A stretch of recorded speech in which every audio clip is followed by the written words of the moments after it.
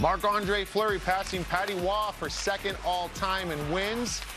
I mean, we knew this was coming, right? This has been had a couple games where you're just waiting for this moment, and I mean, the Minnesota Wild got it done in an emphatic way for Flower in this game. Shutout too to boot. So I love leading with the goalies. That always makes me feel good talking. That's why we said lead with our best, man. That's right. I know our colleague and friend Brian Boyle might be taking a nap now as we talk goalies. He's not a big fan, but what an accomplishment just as a goalie myself, and how hard it is to win in the league on a nightly basis.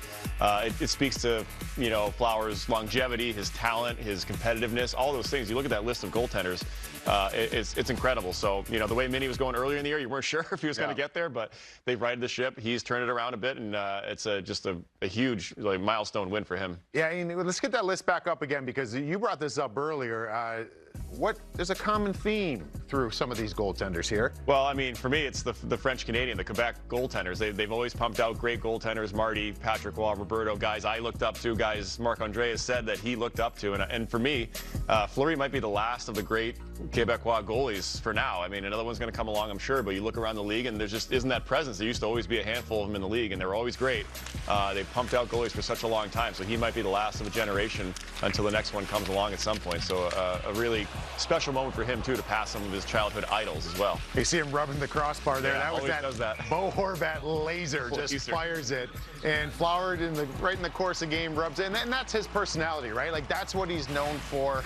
All the great accolades on the ice, and there's certainly no shortage of them. I mean, the guy's always going to be remembered as, and I have fortunate enough to play with him in Pittsburgh, one of the greatest guys. Like, I mean, honestly, I'll put you on the spot here because I know the answer to it. Have you ever heard a foul thing about the guy? Not one. I don't know him personally, but everything I've heard from people like you guys who play with him publicly, it's just everyone just loves him. His temperament, his personality, the stuff that he does like that, it's endearing to the fans. Rubbing the poke, like, he is the crazy goalie, but a great guy as well. So I think that makes him very endearing to his teammates and to the people, the fans. You know, Schneids, I remember when I was playing with him, we'd always do at the end of practice shootouts, right? And we'd have Mustache Boy, Juice Boy, whatever the competition was. Loser had to do something, right?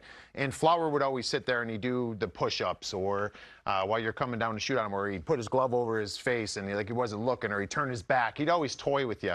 And then you'd be like, you get kind of frustrated. You'd be like, I'm going to bang, try to get him when he's not looking, and boom, make a big blocker save or make a save. And he'd always be running his mouth. And remember the one time he was doing the push-ups, and I'm like, you should do that in a game sometime. Like, that would mess with somebody, because I know how we feel in practice. And I remember this distinctively. We're going into a shootout. They're doing the dry scrape, and Flower comes over to the bench, and he's getting a water. And I remember he just leans into a few of us, and he goes, I'm going to do it. I'm like, you're going to do what? He's like, I'm going to do the push-ups. And he starts backing away with a big smile on his face and his mask and going back. We're like, no, don't do it. But like that, he had this endearing factor. I love that word, because that's what he is, right? That smile on his face, the way he approached it. And quite frankly, since the beginning when he came in, it wasn't always poppies and rainbows with him. Like, he's had to battle like any other players had to battle in the National Hockey League. And the fact that he's gotten this done with a variety of different teams shows me that it wasn't one goaltender in one spot with a franchise, an unbelievable team all the time. Right. Like, he had to battle, and he got it done everywhere he's been. Yeah, and that's a hard thing to do as a goalie, to move around as a goalie, to play in different systems with different teammates, and you don't get to choose sometimes which team you play on or who you have in front of you, so you never know if you're going to be in a good team or not. And I think he made the most of his years in Pittsburgh, obviously, but to reinvigorate, or just to start out the Golden Knights, he was the face of that franchise, an expansion team, and came in there and just took over that team in that city, and then to go to Chicago for the pit stop and now Minnesota. Again, I think it just speaks to his talent level, his competitiveness, his love for the game. You talked about that big smile, that 1,000-watt smile he has.